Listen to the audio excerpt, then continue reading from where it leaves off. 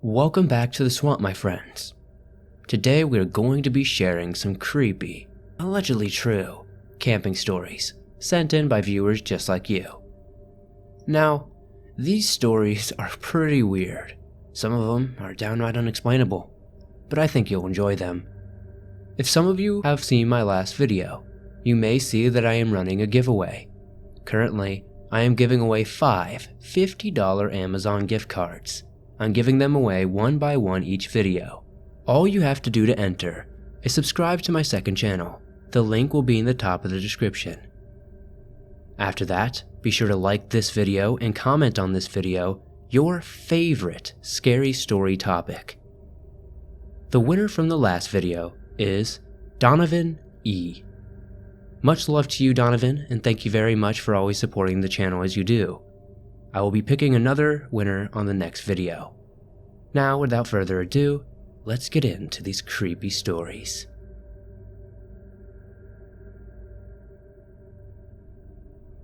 Hello, my name is Emma and I am 20 years old, but this happened when I was around 17, I believe. I lived in New Jersey, Browns Mills, so there were a lot of woods around. It was perfect to go camping because I love nature, and it's right next to my house.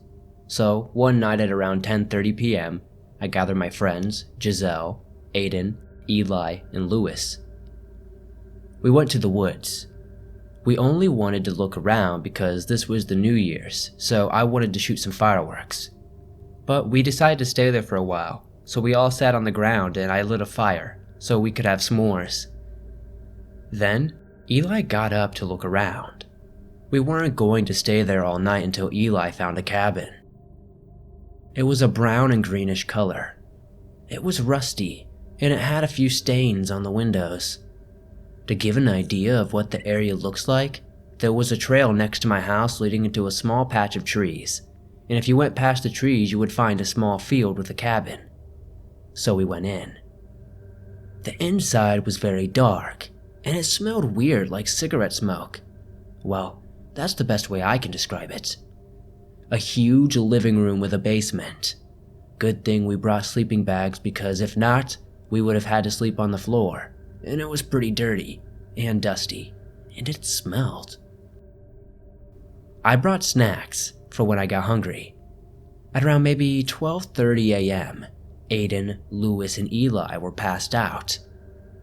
That meant there was only me and Giselle still awake, and I was bored. Around that time, we started hearing weird noises. Not like growling or anything, but like creepy music.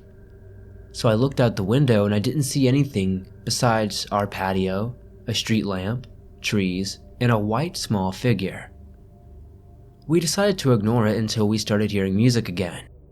I got annoyed, looked out, and on the tree, there was what looked like a white, deformed bear. I was immediately shaking. I felt like my heart was going to explode out of my chest. Giselle asked, "Are you okay?" I said yes, but she could tell I wasn't telling the truth. So I said I thought I saw a bear, but I'm sure it was just my imagination. Then it was silent. Her face was as pale as mine, as though she saw it herself. I asked her, "Did you ever see it before?" She didn't say anything for a few seconds. And then she said, "Yes, when I was a little kid, I used to see it all the time in the woods at night when I would play outside. I thought he was my friend, and he would walk and try to talk to me all the time."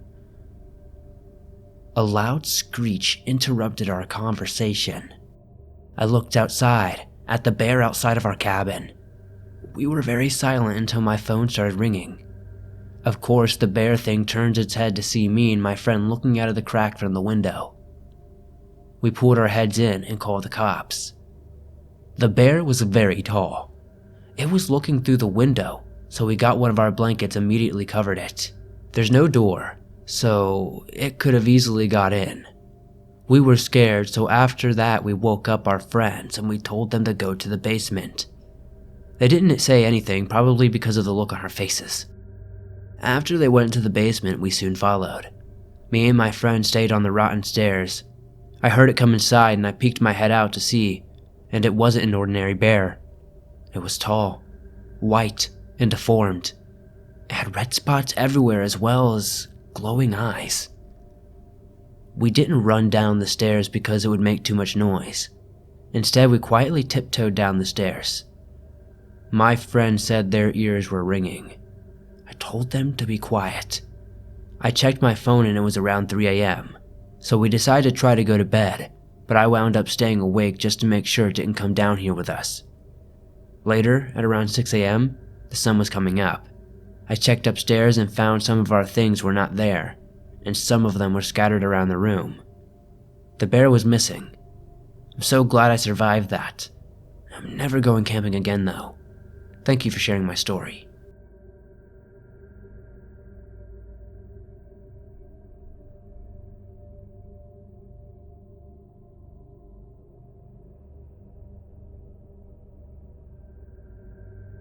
My family and I go camping every year in Money Creek, past Index in Washington.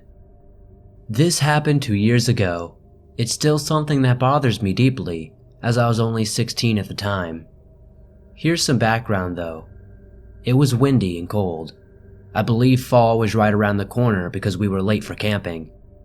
I only remember this because the air was crisp. I woke up at around 3 in the morning. I looked at my phone, and after I adjusted to being blinded, I saw it was only a few minutes past. The family was asleep, so I thought it was perfect time to smoke a cigarette. We were up in a multi-family site, so being across from the bathrooms gave me a good excuse to leave. I grabbed my last smoke and took off after bundling up, hooking a right and following the road to the other side of the grounds. As I started smoking, I started to feel sick. Dreadful even. Coming up on the other side of the bathrooms, I stopped and looked around. As I felt something was wrong, I could just feel it in the air. I peered over my shoulder, looking deep into the pitch black greenbelt. There was a silhouette of a man. I think. It was darker than the blackness around it, and I froze. I looked about an inch up, where a face should have been. All I saw were 2 white dots, and they were staring into me. I went to step back but heard a whisper behind me. It was so close it seemed like it was everywhere, but I had a feeling I needed to run. So, that's exactly what I did. I turned heel so fast I almost tripped and dropped my cigarette. The thing was only half done. I was sprinting so hard I was choking on the cold air and got tunnel vision. What seemed like an eternity later, which couldn't have been more than 5 minutes, I was back at the campsite. I practically dived into my tent and curled up in a ball in my bag. I didn't even tell my mom about it, until about a month ago, that is. There's a man in the woods, and I'm worried he's after me.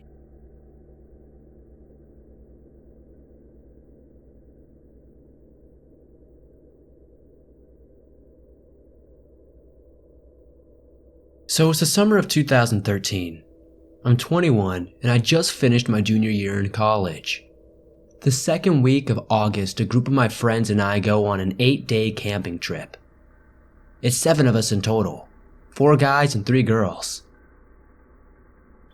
We're camping in a semi-remote campground in the White Mountains of New Hampshire. It was a large campground, but very few other campers were there. There were a few filled sites near the front of the campground, but we purposefully requested a campground in the back corner. We were completely by ourselves. During the trip, we planned a whitewater rafting trip for one of the days. We were hiking Mount Washington towards the end of the trip and thought maybe we'd do another 1 to 2 other small hikes, with 1 to 2 days of just chilling by the lake at the campground. We also planned on doing plenty of drinking during the evenings. The first couple of days of the trip are fantastic. Whitewater rafting was a blast. Everything's going great. So it's the evening of our 3rd day. We have a roaring fire going. We're all just hanging out at the campsite drinking and just messing around. It's around 9:30 when a disheveled looking man walks past our site. His clothes are kind of torn or worn out, messy and tangled hair, etc. He looks to be maybe in his mid-40s. This isn't weird though. We all just think it's another camper doing a late evening stroll around the campground. About an hour and a half later, we see this same man walk past our site in the same direction. This time he's walking slower, almost with a bit of a limp. We're all pretty drunk at this point. I think one of us might have yelled something out to him, but he just kind of ignores us and keeps on walking. Mildly strange, but still is probably just someone who wanted to take a long walk. We wrapped up the night at around 1:30 or 2, I believe. The fire is dying down and we head back to our tents. I usually love sleeping while camping. I usually find it extremely peaceful, but for some reason, I was having trouble sleeping this night. I get up to go take a pee in the woods. When I do, I see a faint light maybe about 50 to 75 yards ahead of me in the woods, if I remember correctly. It looks like a dim flashlight or something similar. I decided, for whatever reason, I want to go investigate. I go back to the tent. One of my other buddies is still awake, so I tell him about it. We get up to investigate. When we do, the light is no longer on. Feeling just a little bit unnerved, I shine my flashlight around the woods a bit, but don't see anything, so I decide maybe my eyes were just playing tricks on me before I go and head back to bed. Sometime later that night, I wake up to a terrifying scream. It was Sarah, one of the girls we were camping with. I jumped out of my tent as quickly as possible and nearly run into her as she's running back into our site. She's still screaming. She screamed that there is a man standing in the middle of the woods. Now, our whole party is awake and freaking the heck out. I try to calm Sarah down enough to get her to explain what actually happened. She says she went to go pee in the woods and saw the man from earlier just standing about 15 feet away from her, not moving, being like a statue. We all start freaking out, yelling and screaming and making a giant commotion. I'm internally freaking out and trying to calm down though. I'm just trying to be the voice of reason. If I can get everyone to calm down enough, we can maybe do something. We obviously decide to get the heck out of there. We frantically take down our tents, basically just ripping the poles down and throwing everything into the back of our cars. Then we sped out of there. It's around 4 a.m. We're in 2 separate cars and decide just to drive away from the campsite and try to clear our heads. Eventually, at around 5:30, we find a small diner that's open and decide to head in for some breakfast. We all have different theories about what the heck just happened. Some of us think we just ran into a homeless guy who was camping out in the woods and was surprised by us. Some of the girls think maybe he was purposely stalking us. Either way, obviously none of us are comfortable staying at that campground again. I head back to the front desk of the campground with 2 of the other guys. We explain what happened and the guys at the front desk actually seemed to believe us, but said there were definitely no other campers currently that fit the description of that guy. They were insanely nice about it though, and actually refunded most of the remainder of our stay, which astonished me. As a group, we decided to say F it and we weren't letting one freaky guy ruin our trip. We found another campground, and it ended up being fine. For the most part. At least, we thought it was. Fast forward 2 days. We're hiking Mount Washington. We get up really early and get to the mountain at around 7:30 a.m. to start hiking up. We're a little over halfway up the mountain when we see the very same guy hiking down. Though this time he looks much better. His hair isn't crazy, his hiking clothes are relatively clean. We are all just frozen. A few of us let out a surprised scream. He just strolls past us with a massive grin. Luckily, there are enough hikers nearby that nothing could really happen. We decide to continue hiking up anyways since he is headed in the opposite direction and hope we never encounter him again. We did finish the hike and luckily we didn't see him again. After that, we did decide to cut a trip a little short because, honestly, looking back on it, we've all come to the conclusion that we were likely being stalked in some way. If it was just some homeless guy in the woods near the campground, what the heck was he doing hiking down Mount Washington a couple of days later? It was a pretty unnerving and bizarre experience for sure.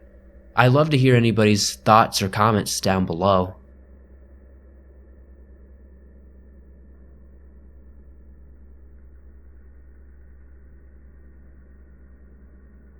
First of all, Let's preface by saying this was in the early 90s, and as we all know, it was a very different world those days, and I was a pretty naive kid. Also, I had kind of a messed up childhood, so this was not the worst thing to happen by far, and therefore I pretty much brushed it off. When I was maybe 11 or 12 years old, I would visit the Boy Scouts Club a lot, which was pretty big back then. And my parents thought that sending me to boys' club camp for the summer only made sense. The camp was not an overnight type deal, but featured all of the normal things you'd expect like lakes, arts, and stuff like that. I did the normal camp stuff like found a girlfriend and getting into a whole lot of trouble. The camp was run by counselors, which I can only assume were in their 20s to 30s. When you're 12, everyone seems old. And as you would expect, they would come up with very interesting punishments for kids, like being forced to carry a huge wooden totem pole in circles in a hot field for some time. I never actually had this punishment, but I remember one of the other kids getting it. Or just straight up punching you in your chest and knocking the wind out of you, which I did experience. One of the counselors that I had this experience with was named TJ, and he was a very large, well-built guy in his 20s. One day I did something wrong and got sent to the lunch area for essential detention. The area was actually a large concrete floor with a wooden roof attached to a cabin that contained the kitchen. It was basically a school lunch setup where you would come and choose chocolate milk or orange juice and get served a crappy turkey sandwich, a pack of mayo, and one of those amazing brownies. When I get there, I notice there are about 4 or 5 kids already sitting at benches, and TJ is in front of everyone by the lunch area, pacing and saying something. I sit down and don't really remember what happened until things started to get weird. TJ pulled out a knife and got an apple. He started skinning and stabbing it, and saying stuff like, "This is what I'll do to you if you get in trouble again," and other things of that nature. At this time, I honestly did not feel scared in any way, due to my tendency to completely shut down when stuff got bad, but I did remember feeling very creeped out and that he was trying very hard to be threatening. The younger kids especially, a little girl who was maybe 8 or so, was freaking out crying. The next thing I remember is him telling her to follow him into the kitchen. I then heard lots of screaming and crying coming from the back of the kitchen. After a while he came back with her, and her face was streamed with tears. I remember it vividly. He then looked at me and another boy and told us to follow him, and he escorted us to a huge walk-in refrigerator and brought us inside and said, "I want you to both start screaming and acting like I'm killing you in here. If you don't make the other kids scared, I'll kill you for real." We did as he asked, and when he closed the door, we started screaming and wailing. At this point, I honestly thought it was some kind of joke or something because I rationalized that the little girl was told the same thing. Anyways, after maybe 5 or 10 minutes, he let us out and told us to go back to our benches. Again, I don't remember anything after this, just kind of feeling blank. I remember when I got home that night from camp telling my mom about it, and I remember she called somebody and I think that guy got fired. I don't remember ever seeing him again, and my parents never sent me back. I never really thought about it much growing up, but as the years have gone by, I look back on things that I've shrugged off as normal, and I see they were anything but that.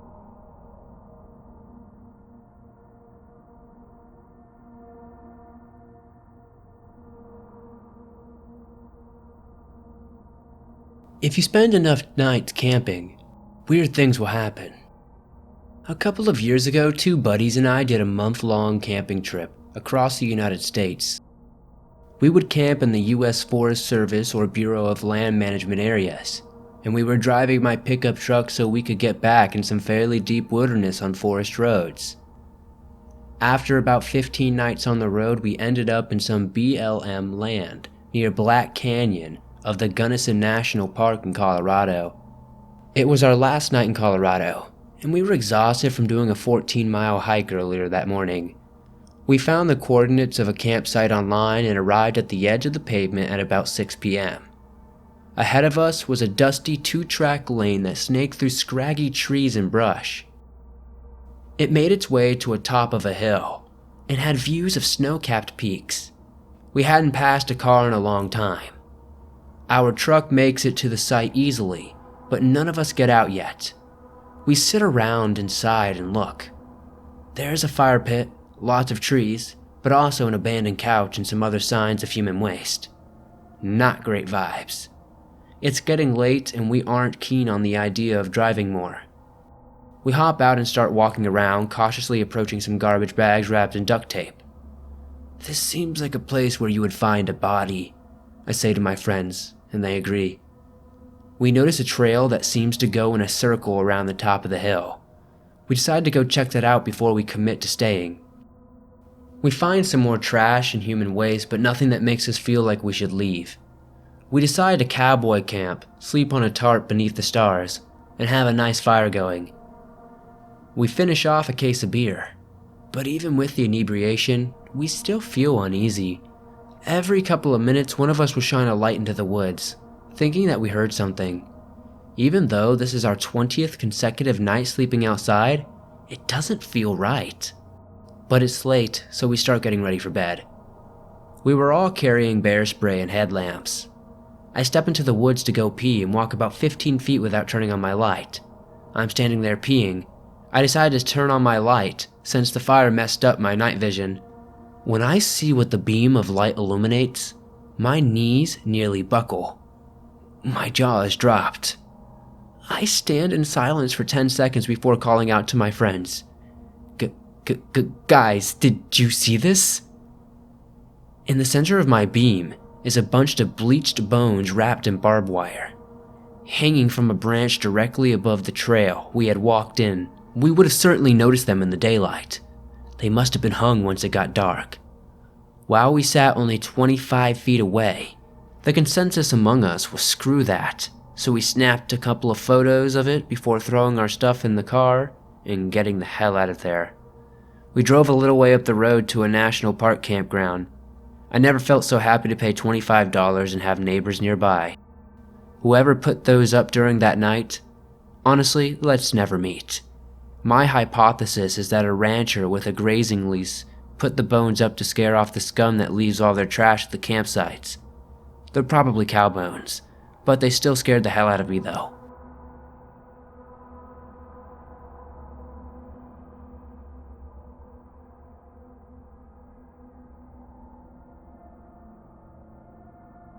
As I'm writing this, I'm still not sure what I truly saw, but I believe it was a skinwalker or something like that. For clarification, I live in North Australia. I hope this helps. I was invited to go on a short camping trip with a friend of mine who I'll call Alan. I met up with him at his house early around 9 a.m., and we talked and watched some TV for a few hours before heading out. The place we were heading to was a deep forest high up in the mountains. I didn't know the area well since I had just moved there, so I was not sure what the place was called. The trip there was quite pleasant, as I and Alan talked and enjoyed each other's company. It was nice to catch up with a friend. Once we arrived, we parked the car and started unpacking our equipment. We started setting up our tent and getting ready to start a fire to cook our food.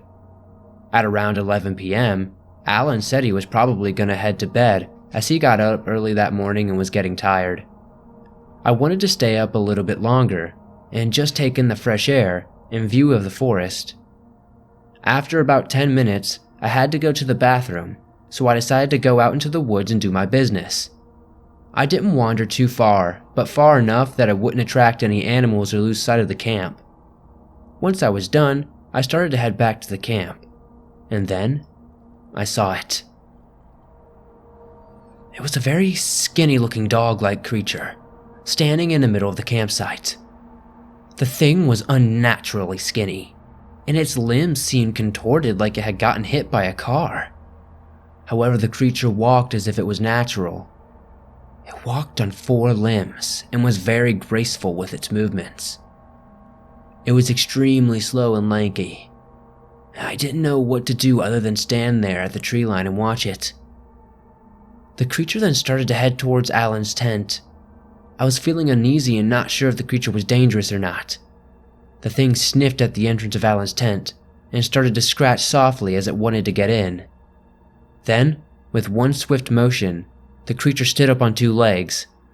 It must have been at least 8 feet tall. Then it just ran into the opposite direction of where I was standing into the woods. I waited for another 5 minutes before deciding to come out of hiding and go back to my tent. As I got in and tucked myself into my sleeping bag, I heard a loud screech that sounded like a combination of a man and a pig. It sent chills down my spine. I barely got any sleep that night. In the morning, Alan could tell that I was bothered by something and asked me, "Hey, are you okay?" I asked him if he heard anything at night near his tent, and he told me that he had slept through the whole night pretty soundly. He, of course, was curious now and started to ask me if something was outside of our tent. I knew he wouldn't believe me, so I just said there was a stray dog snooping around the camp. I still don't know what I saw, but I know for sure it wasn't some stray dog. If someone could please tell me what I saw or at least give me an idea of what it was, I would really appreciate it. And thank you, Swamp, for sharing my story.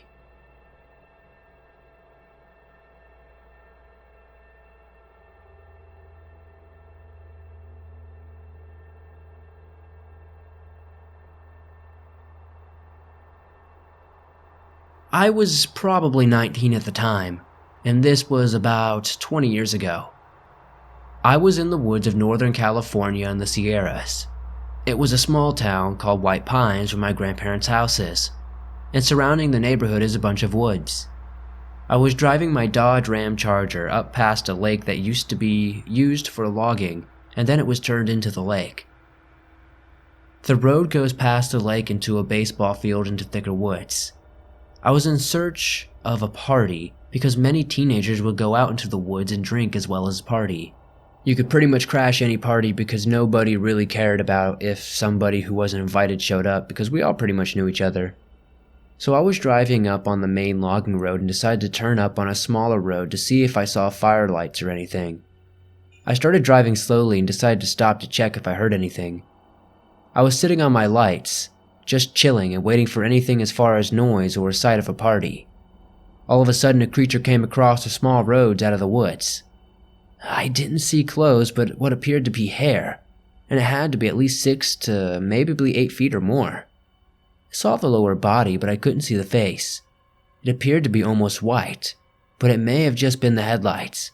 It seemed to move slowly across and then disappeared. I was frightened and not sure if it was a Bigfoot or what. I took off down the road and was going to hang out and camp because I hadn't camped in a while, and figured if I couldn't find the party, at least I'd camp. So I set up a tent and was off the road a bit, and was just relaxing when I began to hear what sounded somewhat like howling. Like somewhat of a coyote, but then kind of like a wolf. It freaked me out somewhat because it wasn't a regular howling because I know coyote howls, and these were definitely not them. The sound started to get closer and closer. It was almost so loud that the trees were almost booming. I felt every emotion, from being very scared to creeped out to pissed off. I was just so creeped out I threw everything in my truck and drove off. I did end up finding a party later and got drunk and ended up in my truck passed out. Thanks for sharing, Swamp. I have some other shadow people stories and ghost or demon stories that I might share in the future.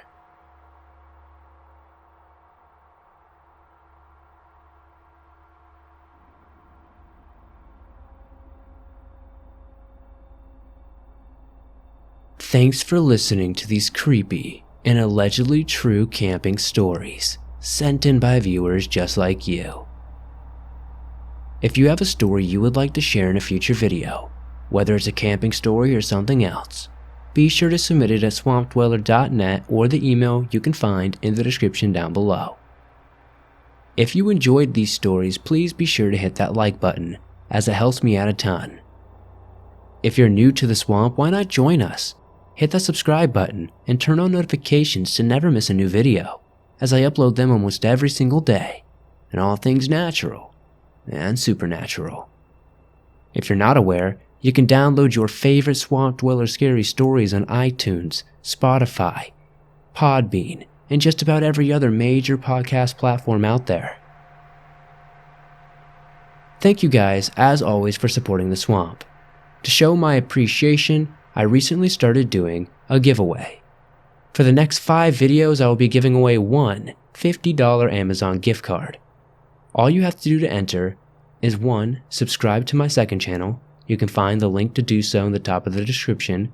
And 2, like this video and comment down below your favorite scary story topic. I will pick one person and mention it in the next video. Now, thank you guys as always for supporting the swamp.